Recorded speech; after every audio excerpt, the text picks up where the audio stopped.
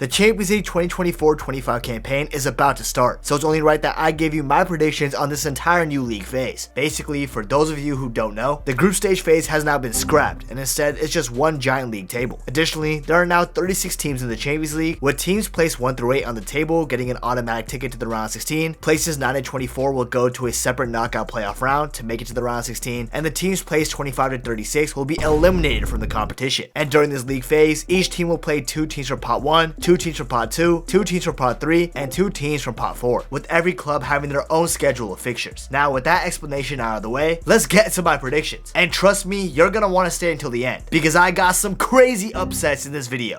Real quick though, I've got an announcement to make. I've now just created a second YouTube channel where I'm going to upload a lot more frequent videos about football. Whether it's crazy news, post-match analysis of Liverpool games, or other football games, etc., you'll find it all here on the second channel. It'll kind of be like Zealand's second channel if y'all know about that. So yeah, make sure you go subscribe to my second channel. Link is in the description and in the pinned comment down below. Starting off in 36th place, I'm going to have to go for Slovan Bratislava. Listen, these guys are playing in their first ever Champions League campaign after being Conference League merchants since that tournament was created. However, Bratislava did have an impressive win over the Danish side FC Midtjylland in the Champions League qualifying game, where they had to come back in the last 8 minutes of the match to book their ticket to the Champions League. But in all honesty, Bratislava are out of their depth here. Their schedule is extremely hard too. They have to play Man City at home, that's an L. Bayern Munich away, that's an L. Milan at home, L. Atletico away, L. Dinamo Zagreb, probably an L. Celtic away, L. Stuttgart, L, and Girona away, L. Genuinely, I feel like these guys are going to get 0 points. And honestly, I feel bad because their schedule is not doing them any favors. And there's not much more that needs to be said, to be honest. Sorry, Slovan Bratislava, you guys are going to be last place in my predictions. Now, moving on to 35th place, I'm going to have to go for Sparta Praha. Now, these guys are actually a pretty decent side. They have some good players like Angelo Preciado, Kazim Lachi, etc. And they beat Galatasaray pretty convincingly 6-4 in aggregate in the Europa League last season. So these guys aren't any pushovers. But the truth is, the schedule that was given to Sparta Praha set them up for failure. They got Inter Milan at home, with Inter actually probably being the best Italian team right now, and last year since they won the league. Man City, yeah, they're definitely losing. Then they still got Atletico Madrid, Leverkusen, Salzburg, Feyenoord, Brest, and Stuttgart. Maybe Sparta Praha could sneak a point or a win against Brest, Salzburg, or maybe even Feyenoord potentially, but other than that, I think the schedule that Sparta Praha got is not doing them any favors, and it's something that I don't think they can handle, and that's why I got them finishing near the bottom at 35th place. Now moving on to the 34th position, I'm gonna have to say it'll be Crvena Zvezda. But since that name is hard for me to pronounce, I'm going to go with their English name, Red Star Belgrade. Now this Serbian club actually has Champions League history. After all, they won the Champions League a long time ago. But this is a different time, with a new manager, with different players, and in my opinion, they're not going to be able to make it far in this Champions League campaign. I'm sorry. They tried to bolster up their squad with some good players, like Mufba Silas from Stuttgart. That's a good signing. And they're currently undefeated right now in the Serbian league. But I think their schedule is just too difficult, with them having to play the likes of Barcelona, Inter at San Siro, AC Milan at San Siro, PSV. Hold up, wait, damn. These guys gotta go play at San Siro twice? That's tough. Oh, shit.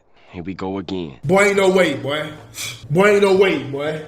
And respectfully, I don't think a squad with this much less talent compared to the other clubs in their schedule is going to be able to compete. So we don't have the capacity. Streets will never forget that Red Star Belgrade performance against Liverpool in the Champions League 2018-19 season though, where we lost 2-0 away from them. I remember being disgusted and shocked that we lost to them in my physics classroom back in high school. But we went on to win the Champions League, so we're chilling. Regardless though, tough luck for Belgrade. Maybe next year. Just kidding, it's never going to happen. Sorry lads. Now for 33rd place, I'm going to have to put the recent Austrian League champions, Sturm Graz, at this position. That's right, Salzburg did not win the league last season. In fact, Sturm Graz won it by 2 points. That's pretty wild. And honestly, I actually kind of like Sturm Graz because they actually have an Indian ethnic player named Montpri Sarkaria, and he actually scored 4 goals and got 8 assists in 28 games for them last season. Plus, he actually represented Austria somewhat recently too, so shout out to him. Just dropped an amazing fun fact on y'all. How do you like that? Anyways, back to topic. Sturm Graz, they're gonna be in the Champions League for too long. Listen, their schedule isn't even too bad. I mean, they debatably got the easiest pot 1 teams available in Leipzig and Borussia Dortmund, and their pot 2 teams aren't even that bad. However, Sporting, Lille, who slapped them up in the Conference League last season by the way, and Girona are all teams that are really good right now and are in form, so that's tough for them. Regardless, whatever is an easy or tough challenge for them, Sturm Graz simply does not have the capacity to do well in the Champions League. So we don't have the capacity. And because of that, I'm going to have to put them 33rd. Moving on to 32nd place, maybe this is an upset to some of y'all, since I haven't mentioned a team in a top 5 league yet, but I'm going to put Bologna in 32nd place. Now, they did very well in the Serie A last season, but making it to the Champions League after who knows how long by finishing in 5th place. But with Italy getting 5 spots in the Champions Champions League, they made it through. However, the problem with Bologna this season though is that their squad was completely dismantled over the summer. First, the man behind the whole successful Bologna operation, Thiago Motta, the manager, dipped to Juventus, so there's that. Then arguably their two best players last season, Xerxes and Calafiori, both left the club too, with Xerxes joining Manchester United for 40 million euros and Calafiori joining Arsenal for around 45 million euros. Now, although Bologna did keep some of their good players, like Endoy, and got some good players in, like Samuel Ailing Jr., I just think the fact that they were devoured like a bolognese pasta over the summer, the fact that they're literally fighting relegation right now, even though I know it's early on in the season, and the fact that they got tough opponents in their schedule, like Borussia Dortmund, Liverpool, Lille, Sporting, Villa, etc., is the reason why I got them finishing so low on this Champions League table. Is this an upset? I'm not so sure. Maybe it is, but I definitely got more coming, so make sure you're not going anywhere. But before we move on to the next place on the table, I know y'all have noticed I got some fire accessories on. As you can see, I got a beautiful ring on my finger here, and I got a pretty sick chain on too. And this brings me to this video sponsor, Gentle Bands. Gentle Bands is a company that designs and sells rings and other jewelry made from unique and unconventional materials, like ancient meteorites, retired spacecraft titanium, dinosaur fossils, Hawaiian koa wood, etc. And you can see this with the ring on my finger here. And this is called the Poseidon. Now, rings are a form of self-expression, and I felt this Poseidon ring calling out to me, and it's probably because of that blue color in the middle called opal, with this mesmerizing color drawing me in. Additionally, the Greeks called opal the Cupid stone, and with me being single as hell, I needed Cupid's help for real, hence the ring. Plus, with the tungsten metal being a huge part of the ring as well, with it being one of the world's most enduring metal, it reminded me of Liverpool's defense, because we endure a lot and still come out on top.